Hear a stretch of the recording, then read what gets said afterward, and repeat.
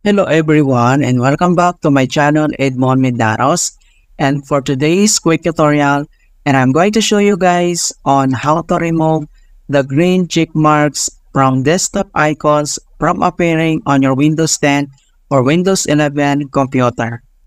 So generally speaking, where the green check marks on desktop icons means that the Microsoft OneDrive has successfully backed up your files to the cloud. All selected files and folders that have been backed up are marked with a green check mark.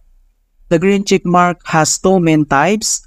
One is the green outline check marks, and while the other is the solid filled check mark. The former means that files on your desktop are only available online and are just downloaded.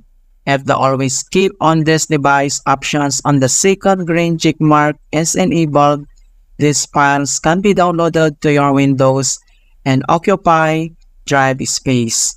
Kung paano ba natin ito i-fix, and without further ado, and let's go ahead. So all you have to do is to open up on a search menu, and then dito sa search for app, so type mo lang dito yung registry editor, and then kailangan mo lang mag-right click, and select mo lang dito yung run as administrator. If you receive user account control, and then click mo lang dito yung yes. And then dito sa registry editor, ang next step ay kailangan mo lang i-select dito yung HK local machine. So double click ka lang. And then dito sa HK local machine, so ang next step ay kailangan mo lang i-select dito yung software. So double click ulit dito. And then dito sa software, ang next step ay i-locate natin dito yung Microsoft. So double click ulit. And then dito sa Microsoft, ang next step ay i-locate natin dito yung Windows. So scroll down and then select mo lang dito yung Windows, double click ulit. And then dito sa Windows, ang next step ay select mo lang dito yung current versions. So double click ulit. And then dito sa current versions, ang next step ay i-locate natin dito yung Explorer. So scroll down and then ito na siya. So dito sa Explorer, kailangan mo ulit mag-double click.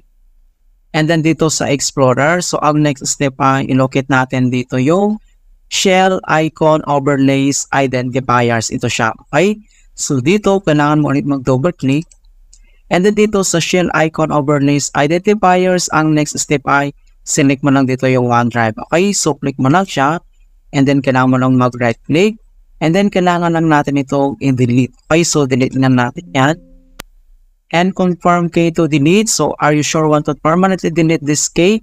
So click mo lang dito yung yes. Alright, so after natin ma-delete, so ang next step ay back lang tayo.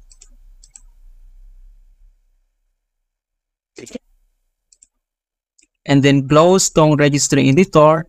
And then dito lang sa start menu at kailangan lang natin mag-restart. Okay, so click mo lang yan.